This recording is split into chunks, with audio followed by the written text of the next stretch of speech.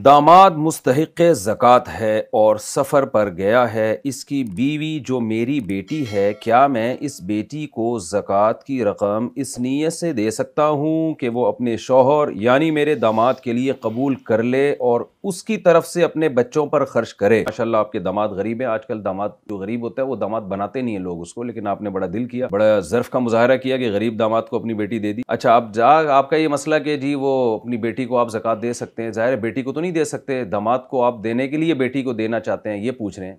तो उसके दो तरीके हैं। एक तो ये कि आप अपनी बेटी को दें ये कह के कि ये अपने शौहर को दे देना, यानी जब शौहर वापस आए ना तो उसको हैंड ओवर कर देना, उसको दे देना, या उसको बता देना कि भाई मेरे वालिद ने आपके लिए ज़कात दी है जो अभी मेरे पास रखी हुई है। तो ऐसी सूरत में जब तक वो ज़कात आपकी बेटी के कब्जे में रहेगी उस वक्त तक अदा नहीं होगी, जब तक बेटी अपने शौहर को नहीं दे देती या शौहर के ऑर्डर पे बच्चों पे खर्च नहीं कर देती, उस वक्त तक ज़कात अदा होगी नहीं। दूसरा तरीका जो और आसान है, जिसमें फौरन बेटी को हवाले करते ही ज़कात अदा हो जाएगी, वो ये है कि आप दामाद को इत्तला दे दें कि मैं तुम्हें कुछ रकम देना चाहता हूं, तुम अपनी बीवी को वकील बना दो, मैं तुम्हें जो रकम दे रहा हूं तो तुम्हारी रकम में तुम्हारी बीवी के हाथ में पकड़ा रहा हूं, यानी पेशगी देने से पहले आप उससे परमिशन ले लें। तो ऐसी सूरत में जब आप बेटी को पकड़ाएंगे तो उसके हवाले करते ही ज़कात अदा हो जाएगी, क्योंकि आपकी जो बेटी है वो आपके दामाद का वकील बन के उस रकम पे कब्जा करेगी। तो जैसे ही बेटी को हैंड ओवर करेंगे आपका दामाद मालिक बन जाएगा और वो ज़कात अदा हो जाएगी। फिर वो जहाँ चाहे खर्च करें, बच्चों पे खर्च करें या अपनी ज़ात पे भी खर्च कर सकती है।